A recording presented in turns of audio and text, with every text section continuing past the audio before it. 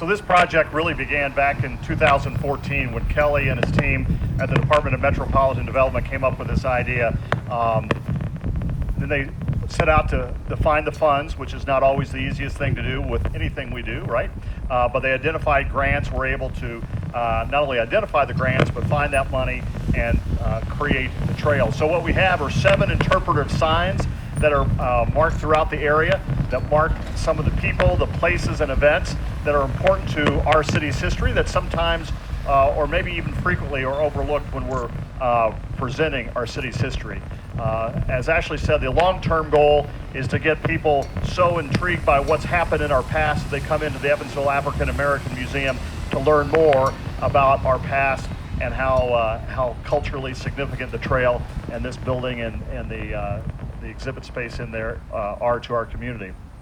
Ultimately, we'd like to get 5 more signs along the trail, and eventually we'd like to get up and include the improvement along the Walnut Street corridor, where everyone knows we're doing a big project there, just to show the depth and breadth of the Evansville African American community going back into history. This is a real treat for our city. I think it's a real milestone as we strive to make a community that is for everyone.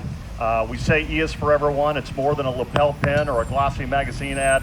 It's really making sure everyone is able to connect, collaborate, and celebrate.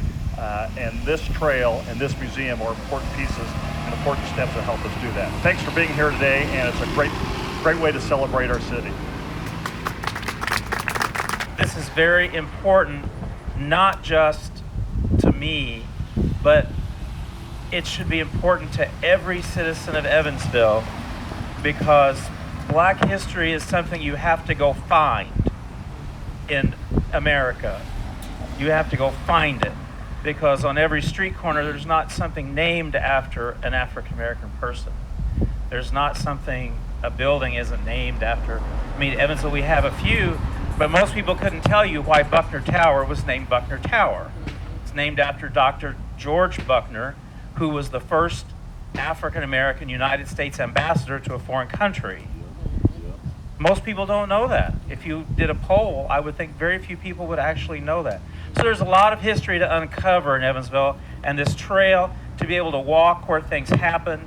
And not every sign is where something actually stood, because we don't know where the Evansville Argus, the newspaper that existed from 1938 to 43, was actually printed. But we put a sign, interpretive sign, to mark that newspaper. You know, our sign commemorating Liberty Baptist is not at Liberty Baptist because we didn't want people to have to walk all the way to Martin Luther King and Oak Street. We wanted it here in the trail where it's close by, where you can read the story of the church and how it was founded in 1865. So I want to close by saying I've got a box of brochures. We have a beautiful brochure that lists where each sign is, and it's marked where the future signs will be, to mark 5 more sites. And it gives a brief history of what used to be called Baptisttown, which 100 years ago was a pejorative name for this neighborhood. To me, it's celebratory. And I think to modern people who want to celebrate history, it should be celebratory.